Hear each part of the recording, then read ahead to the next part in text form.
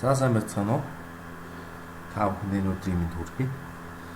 За мэдээлэл зүйн багш нарт хэрэгтэй нэг програм хөргөнд нийлээ уучлаарай. За ингээд энэ програмынхаа танилцуулгыг та бүхэнд хүргье. За энэ програмын нэр маань Lan School. За сургуулиудын мэдээлэл зүйн кабинетэд мэдээлэл зүйн багш нар маань олон янзын програмууд ашигладаг. За эндээс бол би Lan School гэдэг програмыг нэлийн ойлгомжтой хэлбархан заавал мэрэгжлийн гэлтгүү бусад багш нар ч ашиглаад зурчтайгаа харьцаад явах юм боломжтой програм юм байна. Ойлгосон. За ингээд програмын талаар танилцуулга та бүхэнд хүргье. За програмаа суулгахын тулд эхлээд step 1 дотроос install demo гэсэн фолдерыг нээгээд эндээс setup demo-г уншуулах ёстой.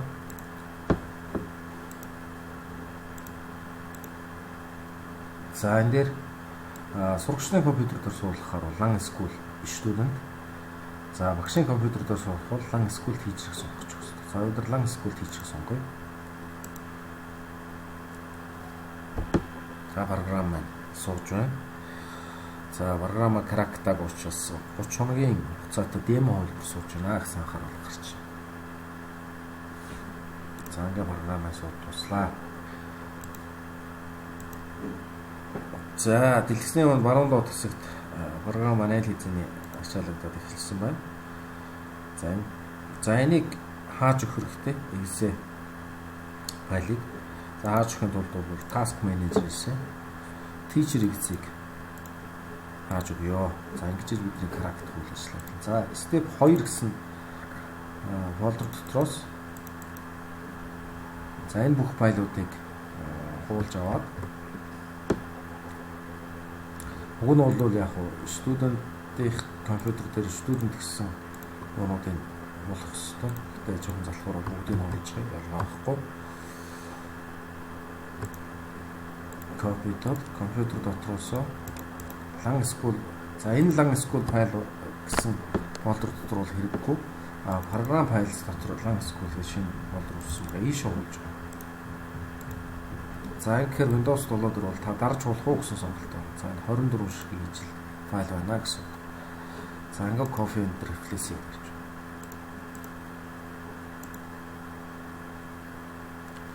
За энэ програмын Crack-сан хөлбөр маань Crack-сан файлууд маань бүгд дарж хуулагдаж дуслаа. За одоо дахиад програм ачаал teacher эцэг сонгож өгнө.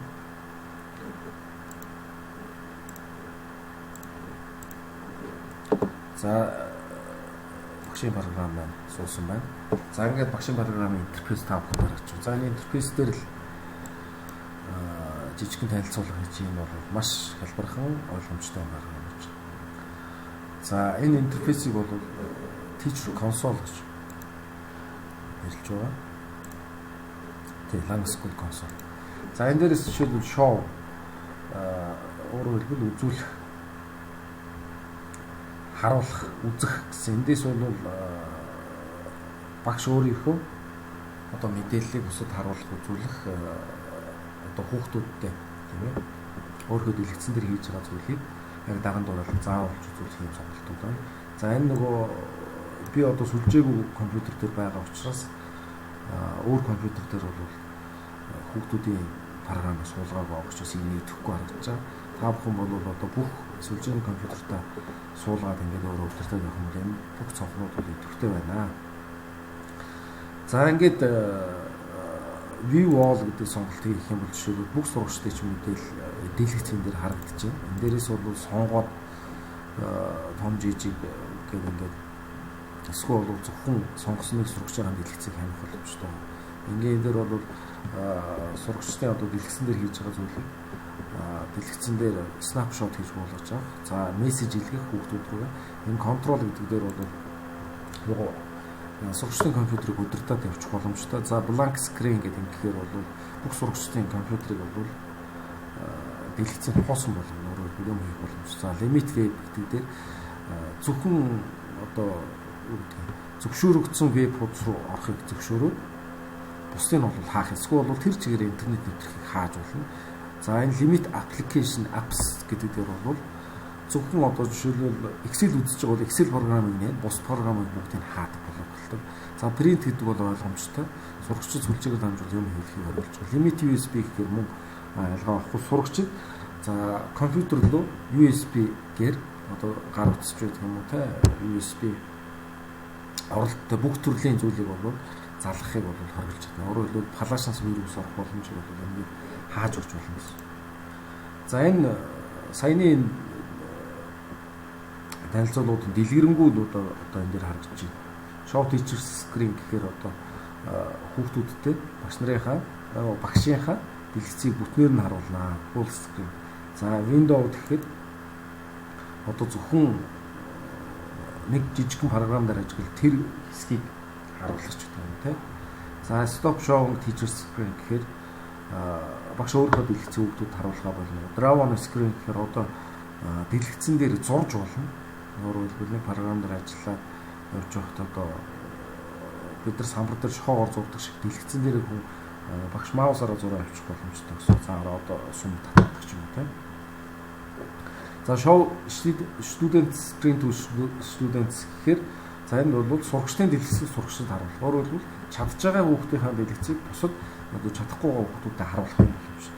За show stop showing student screen гэхээр саяныхыг бол зогсон. Чат гэхээр чатлж болно. За багшийн компьютер дээрээс сурагчдын компьютер дээрх програмыг ачаалж болж байна. За хүүхдүүдээс бол тест бүглэхийг асууж болж байна. Create test-ийг тест хийж болж байна. За хүүхдүүдийн асуултыг бол цэвэрлж болж байна. За мөн хүүхдүүдээс бол саналаа өгөхийг асууж болж байна. Өөрөөр хэлбэл хичээлийн төгсөлд хичээл ямар санагдсан бэ гэдэг одоо тийм асуулт хийх боломжтой.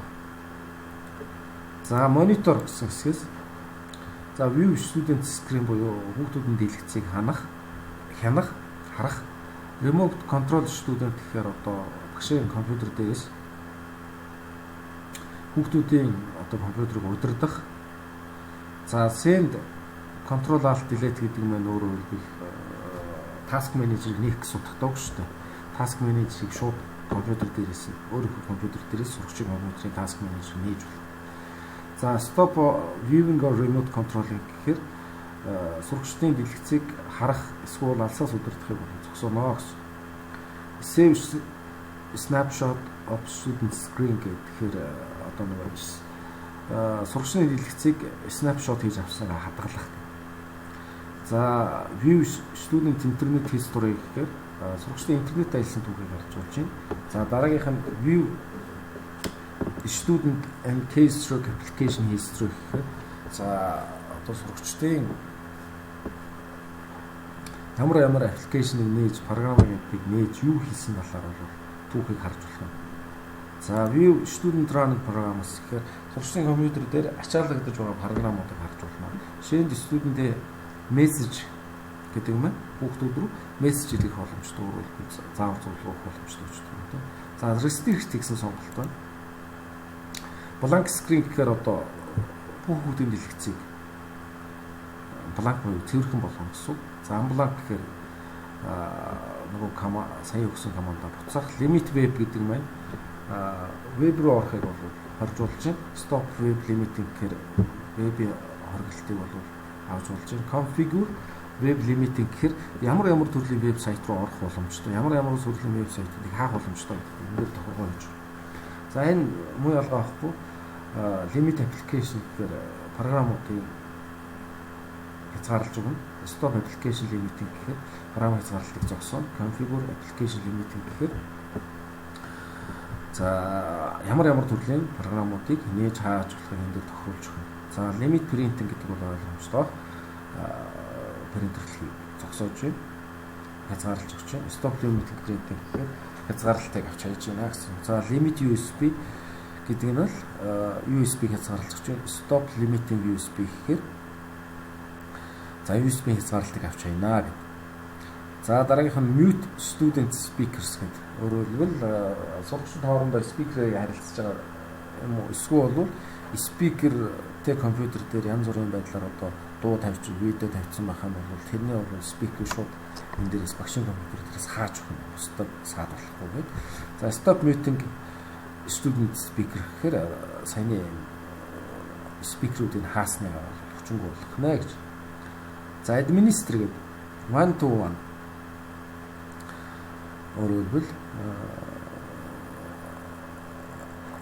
ангийнхаа одоо онцлогийг энэ дээр тохируулж өгөх боломжтой.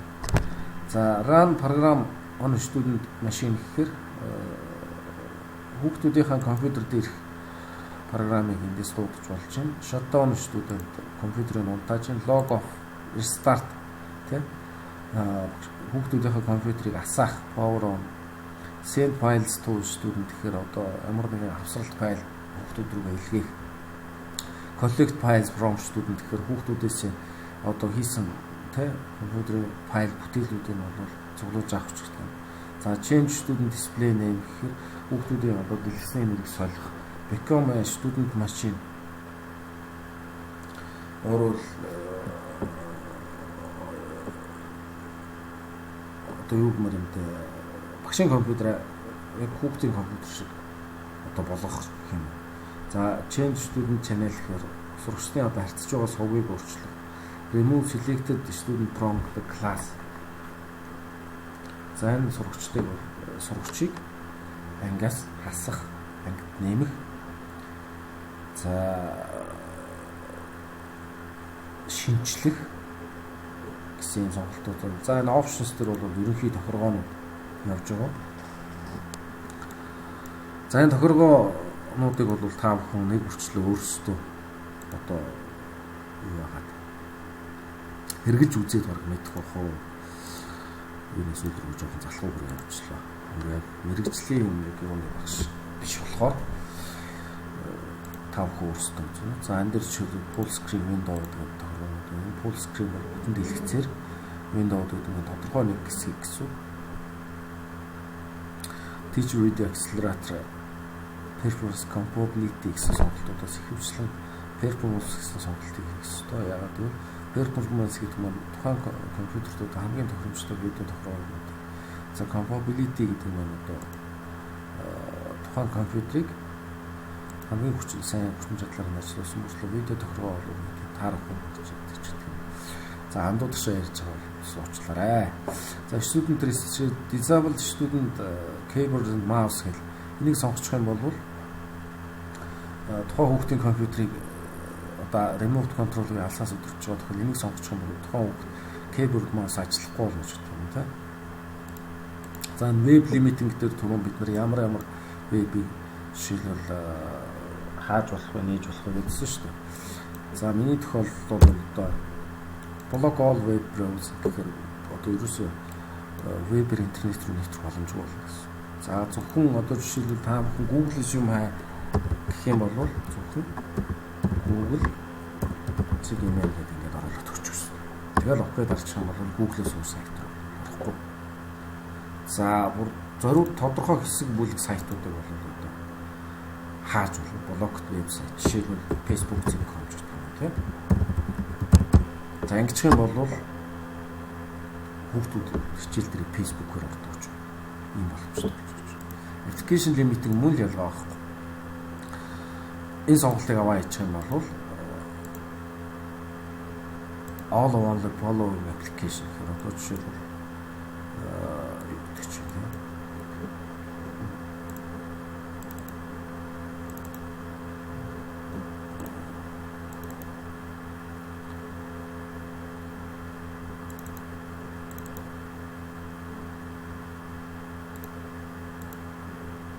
Одоо Proxy Reader гэдэг програмыг жишээлбэл энэ дээр ашиглаж болно. За блок гэхээр юм болгоо авахгүйгээр. За энэ application list file гэдэг энийг бол бас нэг жоохон хүч үзэж юм шиг. За энэ дээрээс бол add application to list гэдэг энэ гараад ирчихлээ сайн. За ийм програмыг бол блоклж юм гэж гэдэг юм тийм.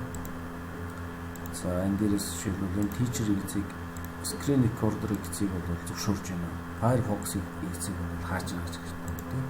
За network дээр бол надад ихлэх юм алгаа сүлжээний нарийн мэргэжлийн биш учраас юм гэсэн юм бол. За ингээд options-ээс гарчлаа. За view дээр бол одоо яг тийм тохиргоотой холбоотой юм бол багхгүй. View хийх байна. За ингээд та бүхэн өөрсдөө компьютер дээр суулгаад ингээд ашиглаад үзэх юм лих ойлгомжтой юм байна. За та бүхэн ажиллаа.